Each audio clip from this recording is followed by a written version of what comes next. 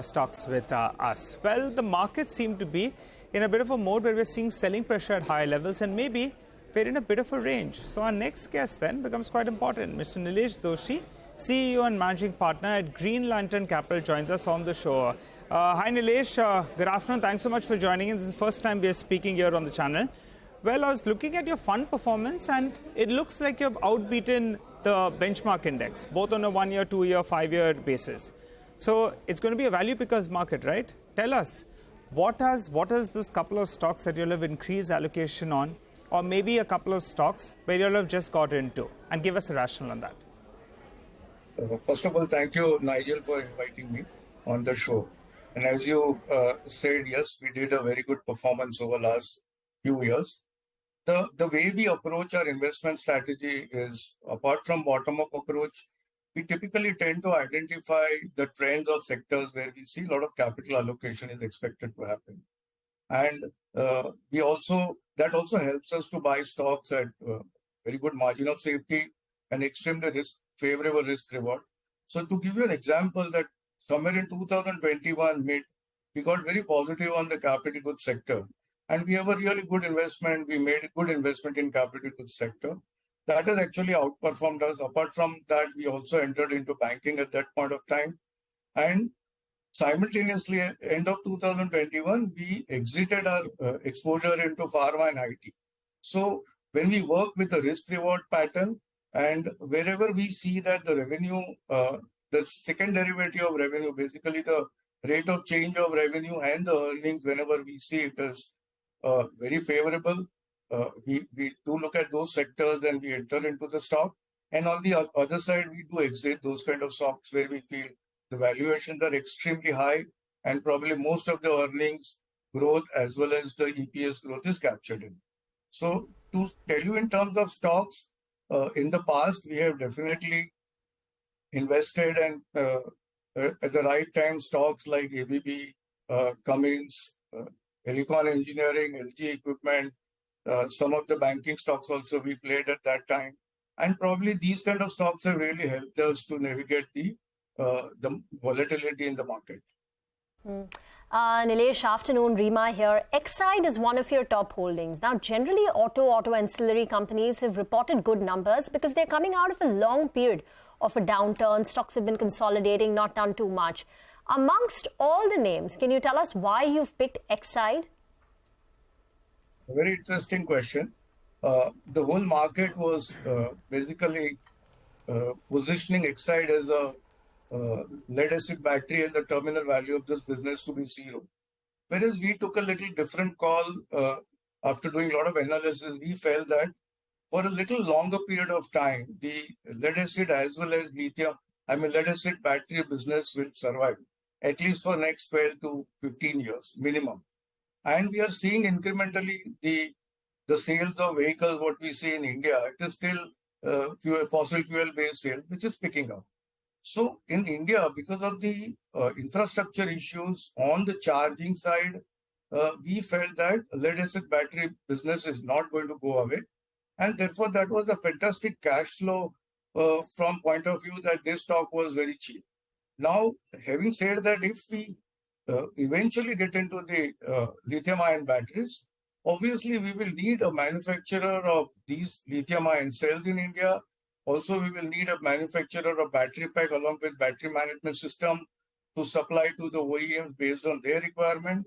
And there we figured out that Exide is, this company is basically way ahead of all other competitors in India. In fact, they have been the first one to get into battery pack manufacturing, which is the final product that goes into any vehicle. And finally, we also realized that in case of electric vehicle, two-wheeler and three-wheeler is the first one which will catch up. But four-wheeler, definitely there is going to be a lot of time to catch up in terms of electric vehicle. Whereas when it comes to CV, I think electric vehicle may not be the future. It may be probably the hydrogen fuel cell or hydrogen engine. So keeping all that in mind, we felt that Exide was, this company was available at extremely low PE.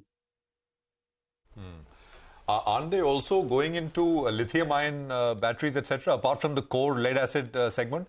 By the way, Nilesh, afternoon, Prashant here. We spoke with the Amar Raja management today, and they're also building out the lithium ion. They're building a new manufacturing facility. They've just laid a foundation stone, and they plan to invest big in that segment. I think Exide is also, so while all these companies concentrate on what is selling now, but they're also, I think, trying to build products for the future, if that is indeed the future, although you're saying that is not the future.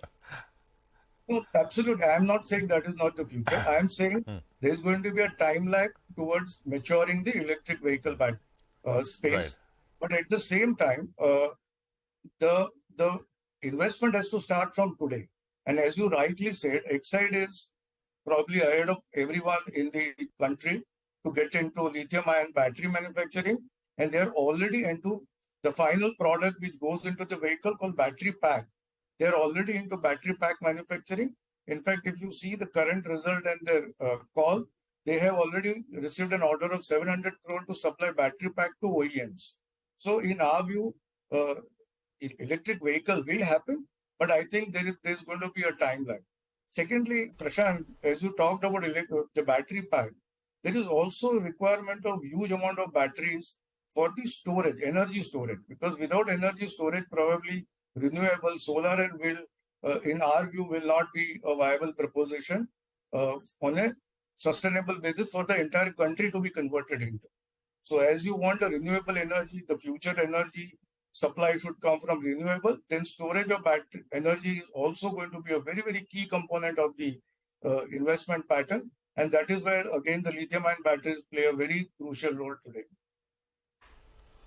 Okay. I want to come back, Nilesh, to what Nigel started with. I'm looking at the performance of your fund over the last 5 years versus the benchmark, and I mean it's a significant outperformance. By the way, Nilesh, what is the size of the fund now, and how are you organized as a structure? This is a PMS. This is the PMS, and our we started about 5 years ago, and we have been growing this fund organically through friends and based on our performance. So currently we have crossed about 100 CR in our PMS, and the team what we are, the partners what we are, we all come from a very strong research background for more than 15-20 years in the industry. So that's how and I was seeing that team consists of, and that's how we are operating. Yeah, no, you worked in. I'm assuming early in the career, you worked in some consumer companies as well. So before getting into yes, that's always interesting. So what's the new idea? I mean, which incrementally you are kind of buying on dips or you're accumulating, Nilesh? Yeah. So Prashant, as I said in the beginning for our strategy, currently we are seeing, as you are aware, that the renewable energy is going to be a very larger component of energy chain in our country, and the government is no more promoting thermal energy to meet with the ESG guideline globally and carbon neutrality. For this renewable energy to be in place, we are very positive on solar and wind or an hybrid. We are positive on the storage of energy. We are positive on the transmission area, because you will have to modify a lot of your transmission capabilities to absorb this volatile energy which is coming out of solar and wind. So these are the areas where we see a lot of capital spending has to happen over probably next 5 to 7 years. And the kind of spending, it has to probably more than 3 to 4 times what we have spent in last decade. Okay, well, Nilesh, good to have you with us, and good making the connect. Appreciate you joining in on CNBC TV18. Thanks very much. Well, we'll take a quick commercial break here. On the other side, we get you the short-term trading ideas with our technical experts. A little after that, we'll get you a quick global perspective as well. Global markets are looking a little shaky.